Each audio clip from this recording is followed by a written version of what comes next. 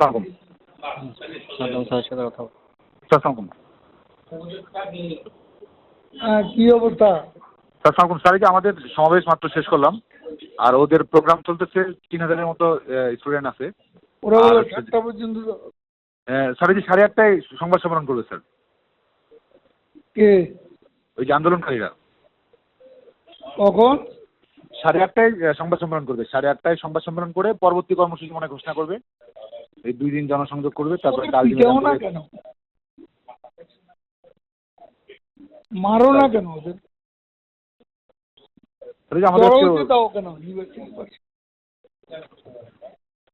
নিষেধ করলো আজকে থেকে হালকা হয়ে যাবো।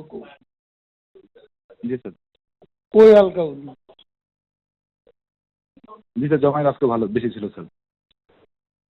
তোকে লাভ তাহলে কি বললে তোমরা? বাস্তবে কি হচ্ছে? জমায়েত মানে কিনা জমায়েত আর বিএনপি যোগ হয়েছে আজকে স্যার আসছে স্যার, ছাত্র দলের নেতৃবৃন্দ আসছে তো, যে কারণে জমায়েতটা ওই মানে ওইভাবে ইয়ে করছে। এটা কিছু করার নাই। আমরা স্টেপ নিতে বললাম, স্টেপ নিতে পারবো স্যার। হ্যাঁ, মানে আমরা যদি রাজনৈতিকভাবে মোকাবেলা করতে হয় তাহলে আমরা সেটা করতে পারবো।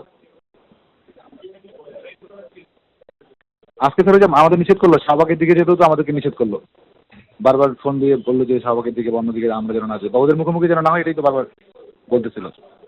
কে তার যে আমরা যেন ওদের মুখোমুখি না যাই, এটার জন্য বারবার আমাদেরকে বলতেছিল। আজকে কে বলতেছে? এই ফোন দিয়েছিল সবাই, আমাদের পুলিশ প্লাস বিপ্লব দল যোগাযোগ করছিল।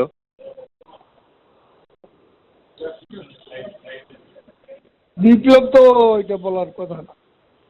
না, এমনি ওই পুলিশে যোগাযোগ করতেছিল, সব মিলিয়ে মুখোমুখি হতে একটু মানা করছিল।